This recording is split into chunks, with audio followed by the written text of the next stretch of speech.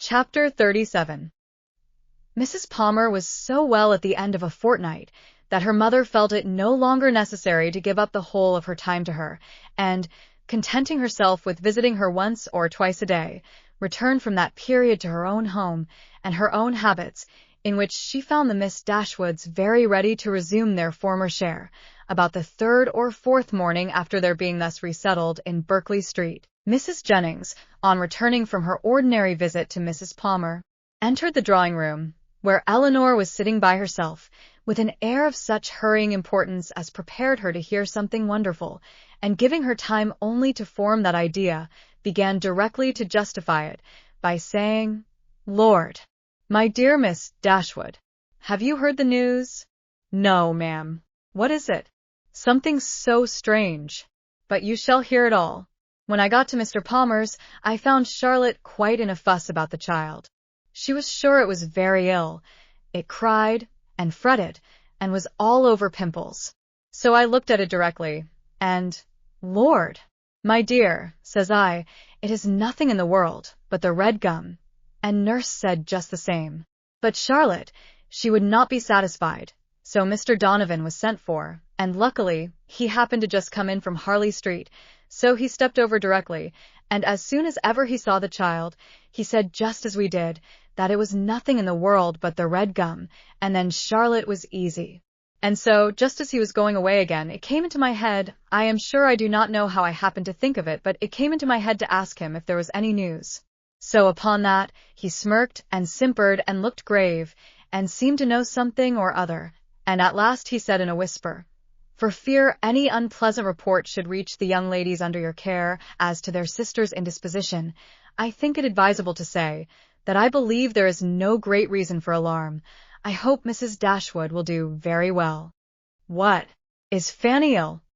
"That is exactly what I said, my dear." "Lord," says I, "is Mrs. Dashwood ill?" So then it all came out, and the long and the short of the matter, by all I can learn, seems to be this. Mr. Edward Ferrars, the very young man I used to joke with you about, but however, as it turns out, I am monstrous glad there was never anything in it. Mr. Edward Ferrars, it seems, has been engaged above this 12-month to my cousin Lucy. There's for you, my dear. And not a creature knowing a syllable of the matter, except Nancy. Could you have believed such a thing possible? There is no great wonder in their liking one another, but that matters should be brought so forward between them, and nobody suspect it. That is strange. I never happened to see them together, or I am sure I should have found it out directly.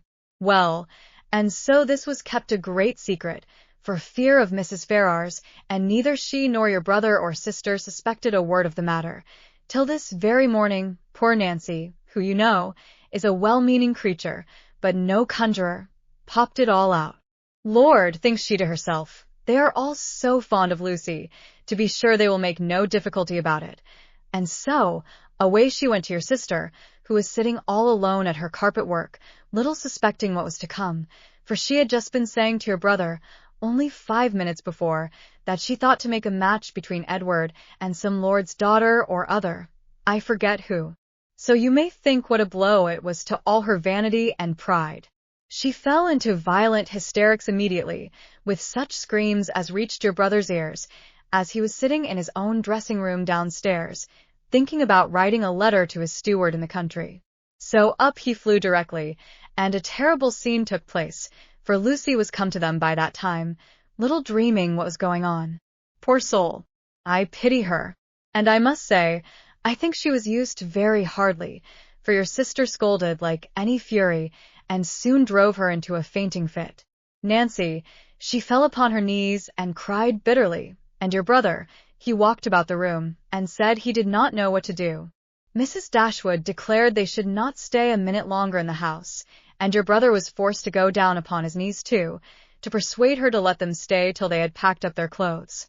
Then she fell into hysterics again, and he was so frightened that he would send for Mr. Donovan, and Mr. Donovan found the house in all this uproar.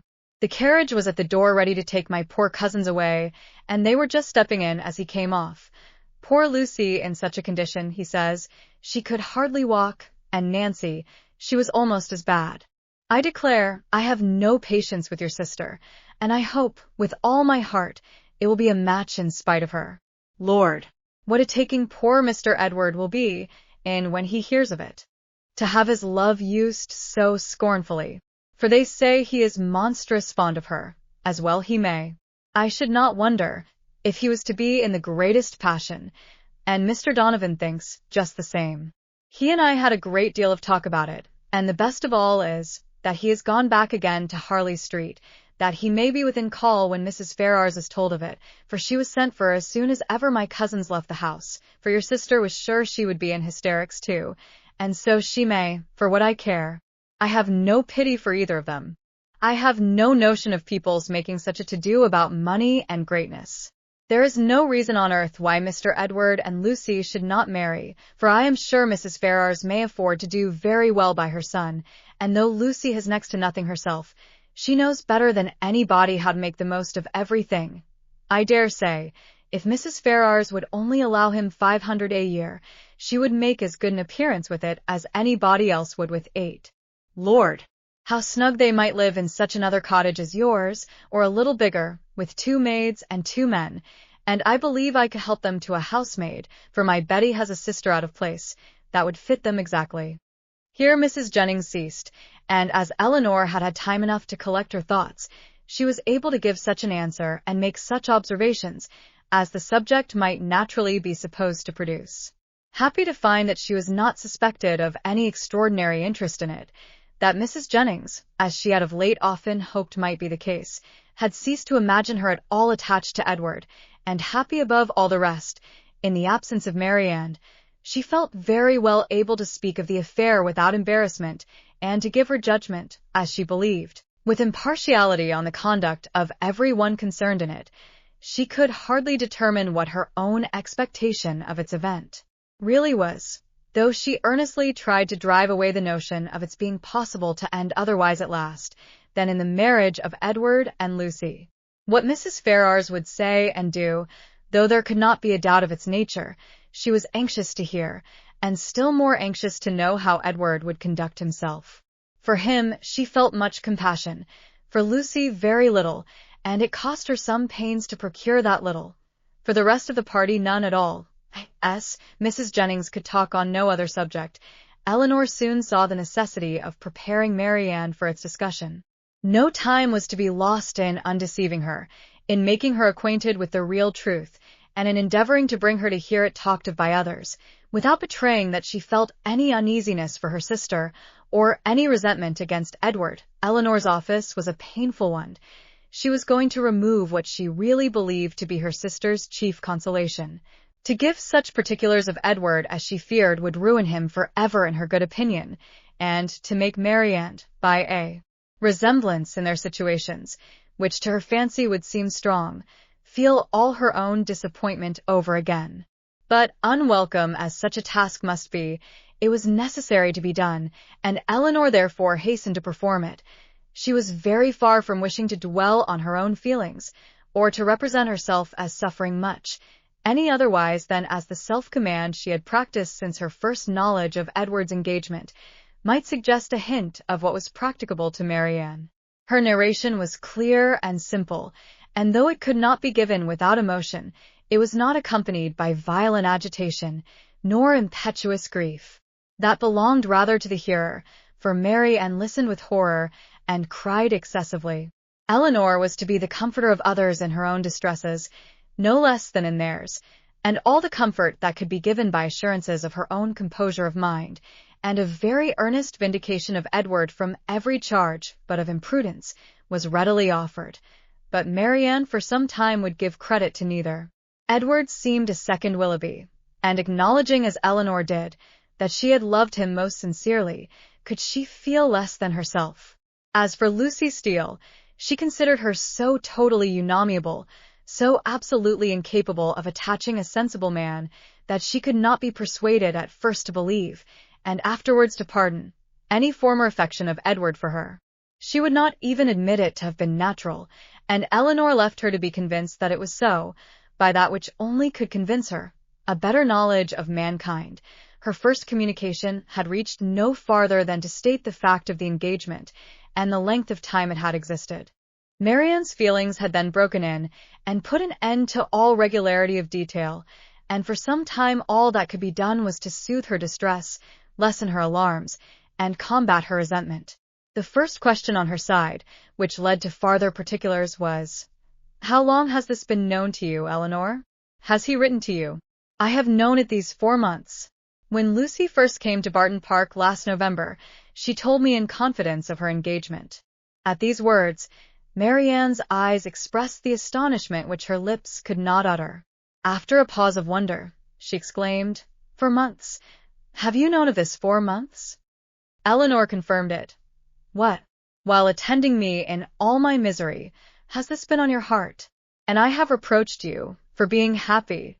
It was not fit that you should then know how much I was the reverse." "For months," cried Marianne again. "So calm, so cheerful. How have you been supported?" "By feeling that I was doing my duty. My promise to Lucy obliged me to be secret. I owed it to her, therefore, to avoid giving any hint of the truth, and I owed it to my family and friends not to create in them a solicitude about me, which it could not be in my power to satisfy." Marianne seemed much struck. "I have very often wished to undeceive yourself and my mother," added Eleanor, "and once or twice I have attempted it, but without betraying my trust, I never could have convinced you." "4 months. And yet you loved him." "Yes. But I did not love only him, and while the comfort of others was dear to me, I was glad to spare them from knowing how much I felt. Now I can think and speak of it with little emotion. I would not have you suffer on my account, for I assure you I no longer suffer materially myself. I have many things to support me. I am not conscious of having provoked the disappointment by any imprudence of my own. I have borne it as much as possible, without spreading it farther. I acquit Edward of essential misconduct. I wish him very happy, and I am so sure of his always doing his duty, that though now he may harbor some regret, in the end he must become so. Lucy does not want sense, and that is the foundation on which everything good may be built. And after all, Marianne, after all that is bewitching in the idea of a single and constant attachment, and all that can be said of one's happiness depending entirely on any particular person, it is not meant, it is not fit, it is not possible that it should be so. Edward will marry Lucy. He will marry a woman superior in person and understanding to half her sex, and time and habit will teach him to forget that he ever thought another superior to her." "If such is your way of thinking," said Marianne, "if the loss of what is most valued is so easily to be made up by something else, your resolution, your self-command, are perhaps a little less to be wondered at. They are brought more within my comprehension. I understand you. You do not suppose that I have ever felt much. For 4 months, Marianne, I have had all this hanging on my mind, without being at liberty to speak of it to a single creature, knowing that it would make you and my mother most unhappy whenever it were explained to you, yet unable to prepare you for it in the least. It was told me, it was in a manner forced on me by the very person herself, whose prior engagement ruined all my prospects, and told me, as I thought, with triumph. This person's suspicions, therefore, I have had to oppose, by endeavoring to appear indifferent where I have been most deeply interested, and it has not been only once. I have had her hopes and exultation to listen to again and again. I have known myself to be divided from Edward forever, without hearing one circumstance that could make me less desire the connection. Nothing has proved him unworthy, nor has anything declared him indifferent to me. I have had to contend against the unkindness of his sister and the insolence of his mother, and have suffered the punishment of an attachment, without enjoying its advantages. And all this has been going on at a time when, as you know too well, it has not been my only unhappiness. If you can think me capable of ever feeling, surely you may suppose that I have suffered now. The composure of mind with which I have brought myself at present to consider the matter, the consolation that I've been willing to admit, have been the effect of constant and painful exertion. They did not spring up of themselves. They did not occur to relieve my spirits at first. No, Marianne. Then, if I had not been bound to silence, perhaps nothing could have kept me entirely, not even what I owed to my dearest friends, from openly showing that I was very unhappy. Marianne was quite subdued. "Oh, Eleanor," she cried, "you have made me hate myself forever. How barbarous have I been to you? You, who have been my only comfort, who have borne with me in all my misery, who have seemed to be only suffering for me. Is this my gratitude? Is this the only return I can make you? Because your merit cries out upon myself, I have been trying to do it away." The tenderest caresses followed this confession. In such a frame of mind as she was now in, Eleanor had no difficulty in obtaining from her whatever promise she required, and at her request, Marianne engaged never to speak of the affair to anyone with the least appearance of bitterness, to meet Lucy without betraying the smallest increase of dislike to her, and even to see Edward himself, if chance should bring them together, without any diminution of her usual cordiality. These were great concessions, but where Marianne felt that she had injured, no reparation could be too much for her to make. She performed her promise of being discreet to admiration. She attended to all that Mrs. Jennings had to say upon the subject, with an unchanging complexion, dissented from her in nothing, and was heard 3 times to say, "Yes, ma'am." She listened to her praise of Lucy, with only moving from one chair to another, and when Mrs. Jennings talked of Edward's affection, it cost her only a spasm in her throat. Such advances towards heroism in her sister made Eleanor feel equal to anything herself. The next morning brought a farther trial of it, in a visit from their brother, who came with a most serious aspect to talk over the dreadful affair, and bring them news of his wife. "You have heard, I suppose," said he with great solemnity, as soon as he was seated, "of the very shocking discovery that took place under our roof yesterday." They all looked their assent. It seemed too awful a moment for speech. "Your sister," he continued, "has suffered dreadfully. Mrs. Ferrars, too. In short, it has been a scene of such complicated distress, but I will hope that the storm may be weathered without our being any of us quite overcome. Poor Fanny! She was in hysterics all yesterday. But I would not alarm you too much. Donovan says there is nothing materially to be apprehended. Her constitution is a good one, and her resolution equal to anything. She has borne it all, with the fortitude of an angel. She says she never shall think well of anybody again, and one cannot wonder at it, after being so deceived. Meeting with such ingratitude, where so much kindness had been shown, so much confidence had been placed. It was quite out of the benevolence of her heart that she had asked these young women to her house, merely because she thought they deserved some attention, were harmless, well-behaved girls, and would be pleasant companions, for otherwise we both wished very much to have invited you and Marianne to be with us, while your kind friend there was attending her daughter. And now to be so rewarded! I wish, with all my heart, says poor Fanny in her affectionate way, that we had asked your sisters instead of them." Here he stopped to be thanked, which being done, he went on. What poor Mrs. Ferrars suffered, when first Fanny broke it to her, is not to be described.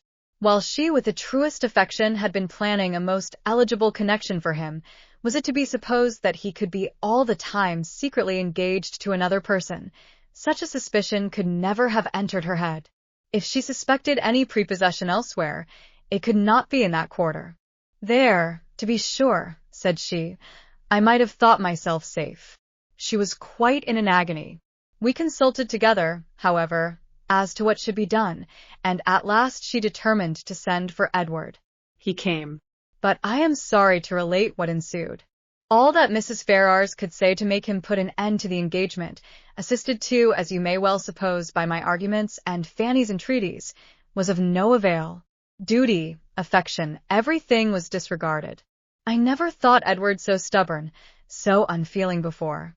His mother explained to him her liberal designs, in case of his marrying Miss Morton, told him she would settle on him the Norfolk estate, which, clear of land tax, brings in a good 1,000 a year, offered even, when matters grew desperate, to make it 1,200, and in opposition to this, if he still persisted in this low connection, represented to him the certain penury that must attend the match.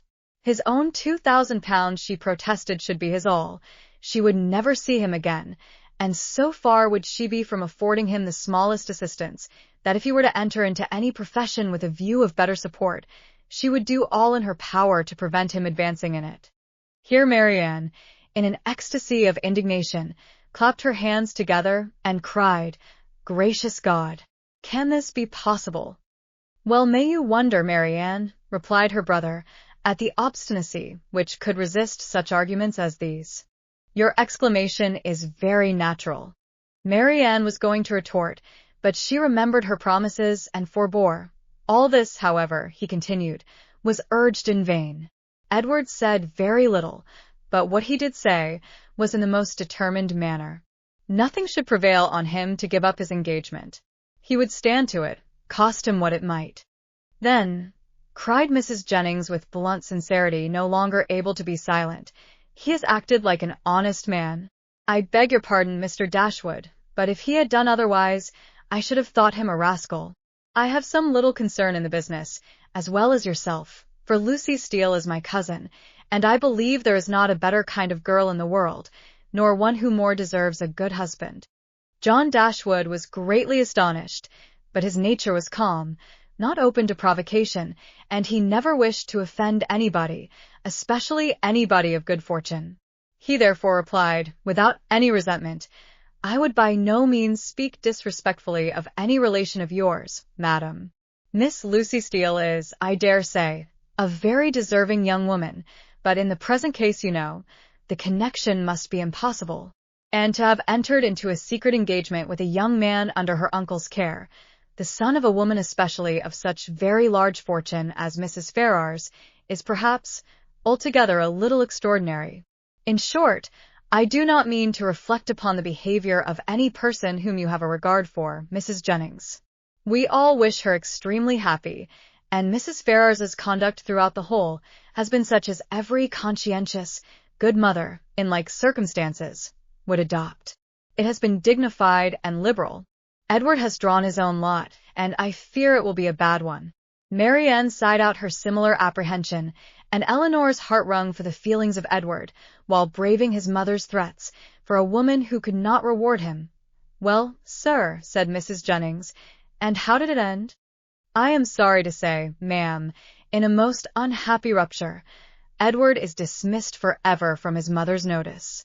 He left her house yesterday, but where he is gone, or whether he is still in town, I do not know, for we of course can make no inquiry." "Poor young man! And what is to become of him?" "What, indeed, ma'am? It is a melancholy consideration, born to the prospect of such affluence. I cannot conceive a situation more deplorable. The interest of £2,000, how can a man live on it? And when to that is added the recollection that he might, but for his own folly, within 3 months have been in the receipt of £2,500 a year, for Miss Morton has £30,000, I cannot picture to myself a more wretched condition.